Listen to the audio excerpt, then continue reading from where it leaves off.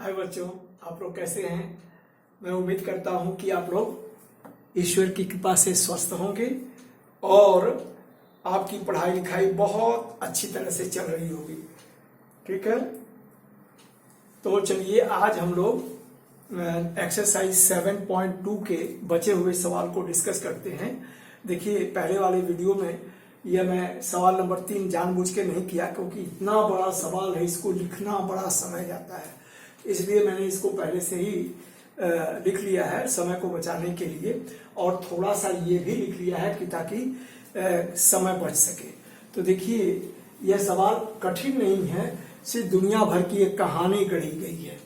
तो देखिए यहाँ पर क्या है कि ABCD एक ग्राउंड है। आप इसमें देखिएगा अपनी किताब में, यहाँ पर बनाना संभव नहीं है। तो उसमें क्या कर रहा है कि यह Niharika runs 1/4 of the distance, so ऐसे AD है, सो 1/4 और वह 100 पॉट रखे गए हैं, तो 1/4 का मतलब क्या हो गया 25, और दूसरी लाइन से वह यह जो है निहारिका दौड़ती है, तो निहारिका दौड़ती है तो दूसरी लाइन से तो x की तरफ में तो 2 और 1/4 का मतलब 25, तो उसका जहां और हरा झंडा वहां गाड़ देती है। तो यहां पर coordinate of the point where green flag is posted, तो उसका कोऑर्डिनेट 225 हो गया, 2,25। And second line and post a green flag. Preet runs 1/5 of the distance. 1/5 of distance का मतलब क्या होता है कि 100 का 1/5 मतलब 20, तो ये 20 हो गया।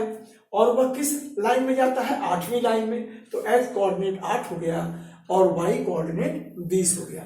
अब यह कह रहा है कि इनके बीच की दूरी क्या है, तो सिंपल सा सवाल है, वही डिस्टेंस फॉर्मूला पिछली एक्सरसाइज। तो d इज इक्वल टू क्या हो जाएगा, यह y2 y minus y1 whole square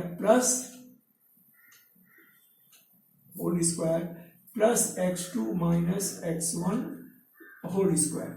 ठीक है, तो यह हो गया। इस पर वैल्यू अब रख दें हम लोग, तो यह क्या हो गया, y2 क्या है 20, तो यह 20 और माइनस y1 क्या हो गया माइनस 25, यह होल स्क्वायर, और प्लस x2 क्या हो गया 8 और x1 क्या हो गया 2, इसका होल स्क्वायर। तो यह 25 में से 20 निकाल दी तो -5, तो -5 का होल स्क्वायर क्या हो जाएगा 25, तो यह 25 और प्लस 8 में से 2 निकल गया 6, तो 6 का 36, तो ये कितना हो जाएगा 6 5 11 के एक हाथ में है 1, 3 1 4 2 6, तो अंडर रूट इतना unit.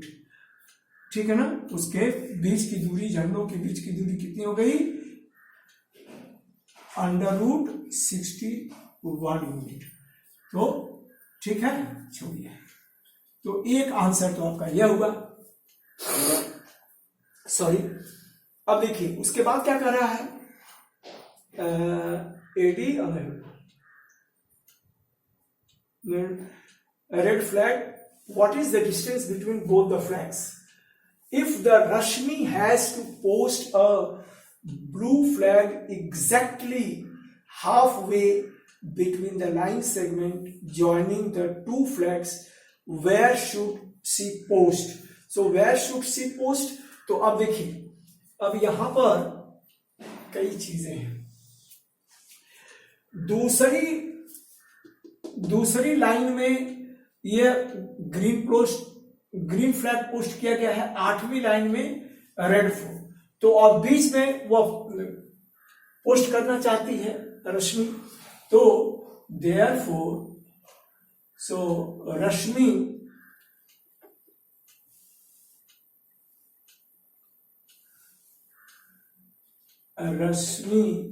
will post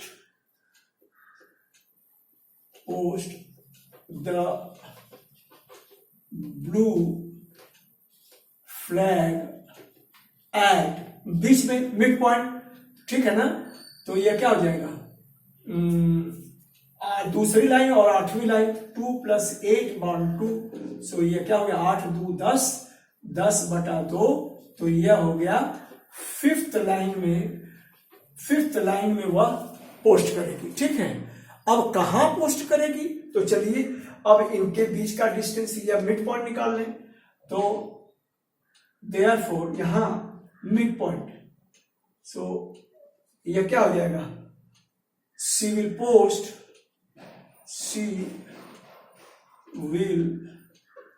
post the flag.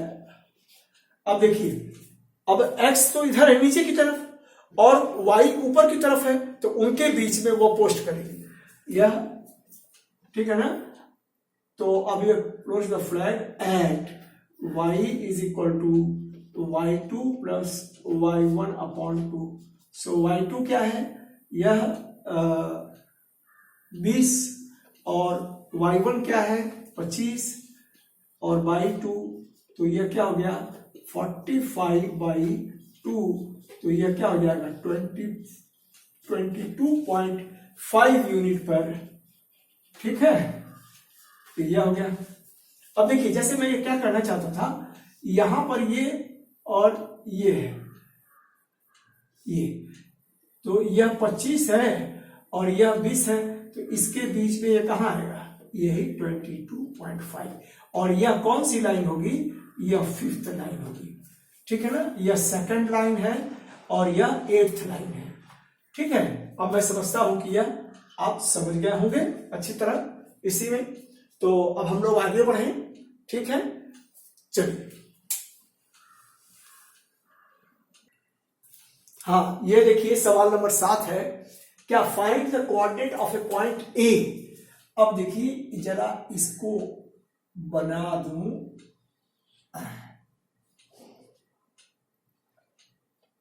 यह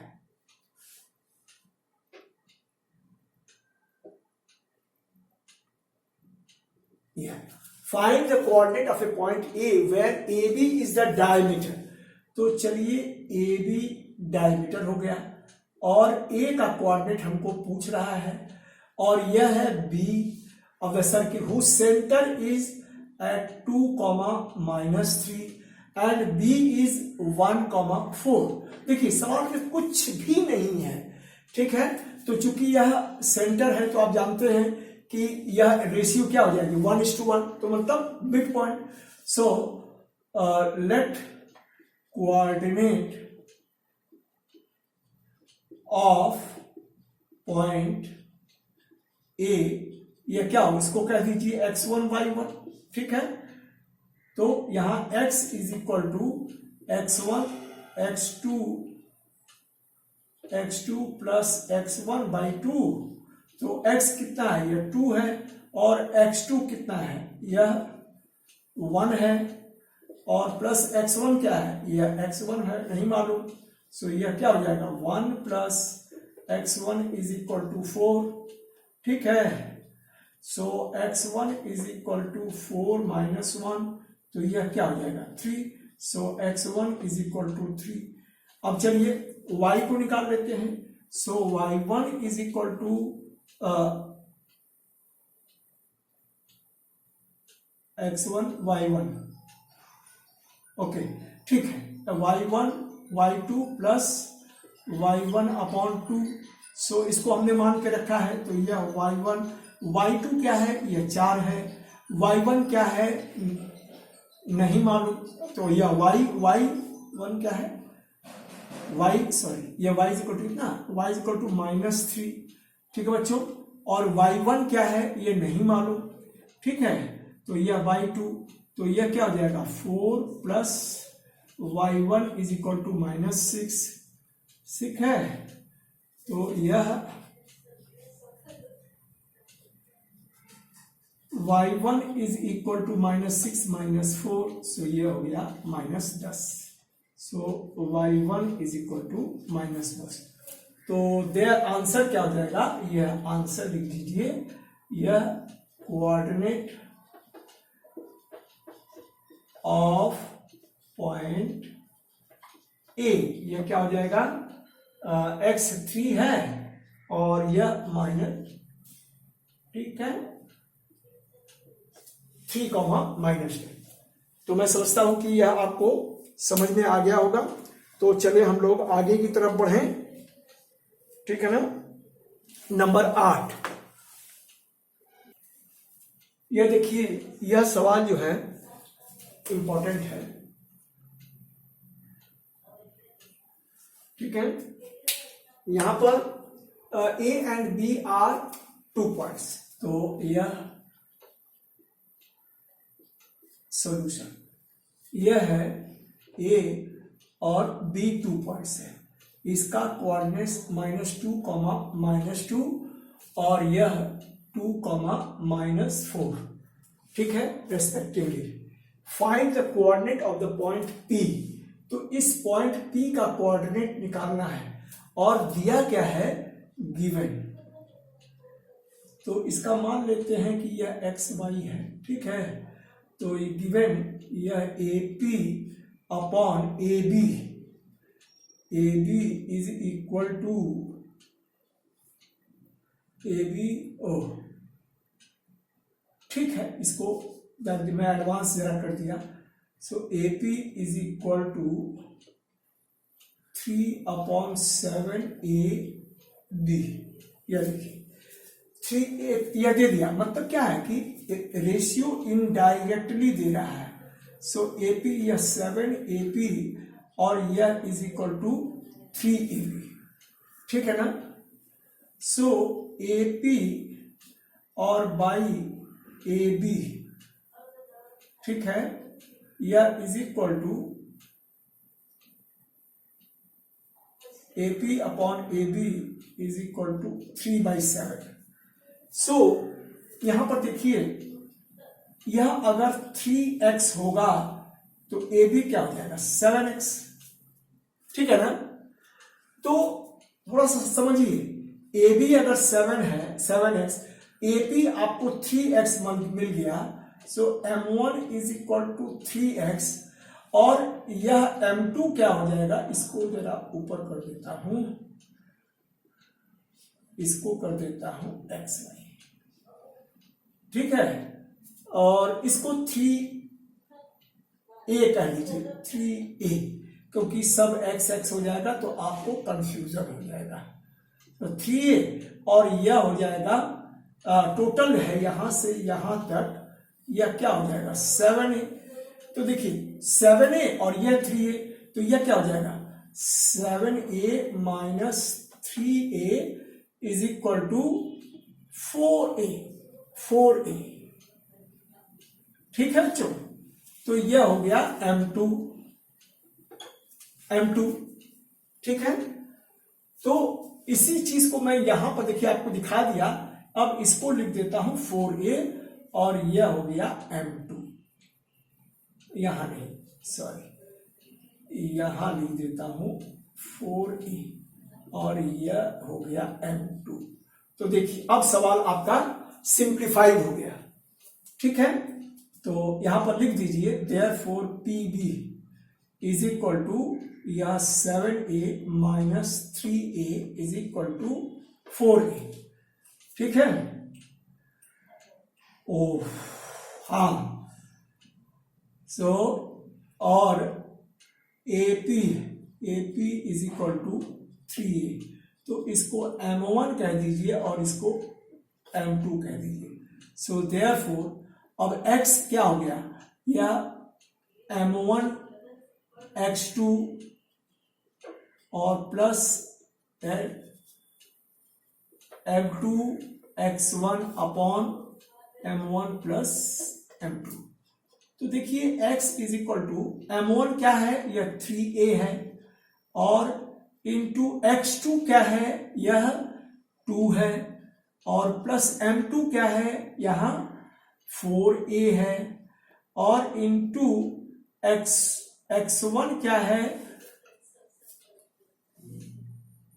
यह -2 है, ठीक है, और यह अपॉन M1 प्लस M2, तो यह 3A प्लस 4A, ठीक है। तो यह क्या हो गया, 6A और प्लस माइनस 4 दूनी 8, सो माइनस 8A और यह अपॉन 7A, तो यह माइनस 2A अपॉन 7A, तो A कैंसिल, तो यह 2 - 2 अपॉन 7, तो यह x आ गया इतना। अब y को निकाल लें, तो y is equal to m1y2 plus m2y1 upon m1 plus m2, बिल्कुल उसी तरीके से रखें। तो y क्या हो गया यहां पर मालूम करना है, m1 क्या है 3a, y2 क्या है -4, ठीक है ना, -4a -4, और प्लस m2 क्या है यह 4a, इंटू y1 क्या है यह -2, और अपॉन m1 प्लस m2 तो यह 3a प्लस 4a, ठीक है। तो यह क्या हो जाएगा -4 12a और -4 दूनी 8a, और यह अपॉन 7a, तो यह 12 8 20, सो 20a upon 7a, a cancel, तो यह हो गया -b upon 7। Therefore coordinate of p, यह क्या हो जाएगा, x कितना है -2/7 और y कितना है -20/7। तो ठीक है, यही आपका आंसर हो गया। ठीक है, समझ में आया कि नहीं? मैं समझता हूं कि यह आपको अच्छी तरह से समझ में आ जाना चाहिए। अब चलिए आगे सवाल की देखते हैं। हाँ, ये देखिए सवाल number 9, find the coordinate of the points which divides the line joining the segments A and be in 4 parts. अब ये देखिए, यह सवाल मैं आपको बता चुका हूं, इसको पूरा नहीं करूंगा मैं, क्योंकि मैं आपको सिखाना चाहता हूं, तो थोड़ा सा देख लीजिए, आइडिया दे देता हूं। यह ए और यह हो गया बी, तो 4 पार्ट में कब बटेगा हमारी लाइन, 4 पार्ट में कब बटेगी कि जब यह 3 बिंदु होंगे, मान लीजिए सी बी ई, तो देखिए 3 बिंदु हैं इसको, तो यह इक्वल 4 पार्ट में बांट दिए। तो यहां पर ट्रिक क्या है, -2, और यह क्या है देखिए, यह 2,8, ठीक है। तो इसके पहले देखिए हम लोग जो सवाल किए, सवाल नंबर 2, उसमें 3 पार्ट में दिया गया था, वही सवाल, बिल्कुल वही सवाल है। अब समझ जाइए कि जब हम सी पॉइंट को कंसीडर करेंगे तो m1 हो जाएगा 1 और m2 हो जाएगा, यह m2 हो जाएगा 3, देखिए यह 3 पार्ट में, बस सवाल खत्म। और इसका यह एक्स वाई है, तो एक मैं कर देता हूं। सो व्हेन considering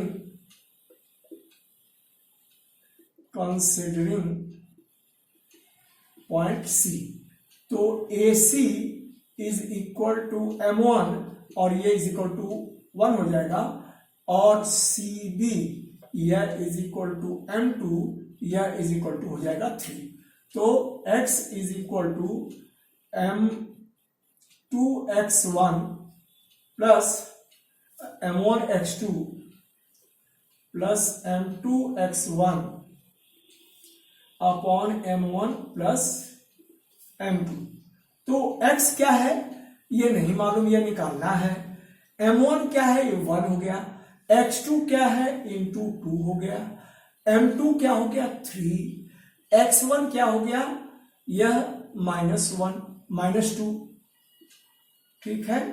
और यह अपॉन M1 प्लस M2, तो यह 1 और प्लस 3, तो यह हो गया 2 और -3 दूनी 6, और यह अपॉन 3 आए 4, तो यह हो गया -4 अपॉन 4, तो यह क्या हो गया -1। सो x आपको मिल गया -1, और y is equal to and M1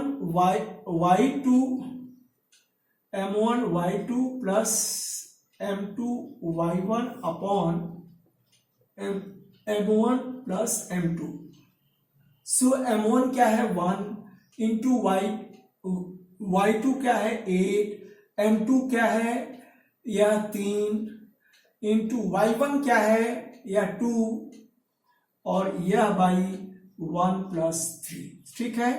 तो यह हो जाएगा 8 और प्लस 3 दूनी 6/4, तो 8 6 14/4, 2 7 14, 2 दूनी 4, तो यह हो गया 7/2। तो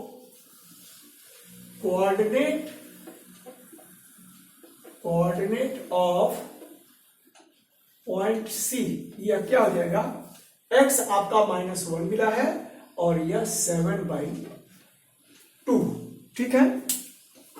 तो सॉरी, -1 और 7/2, ठीक है। तो ठीक इसी तरीके से देखिए, बाकी के लिए मैं गाइड कर देता हूं। अब जब d को कंसीडर करेंगे तो यह क्या हो जाएगा, मिड पॉइंट, यह 2 पार्ट और यह 2 पार्ट, ठीक है ना, 2:2 मतलब 1:1, तो मिड पॉइंट हो गया।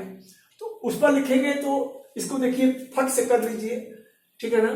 सो नहीं जाने दीजिए, नहीं कर ही देता हूं।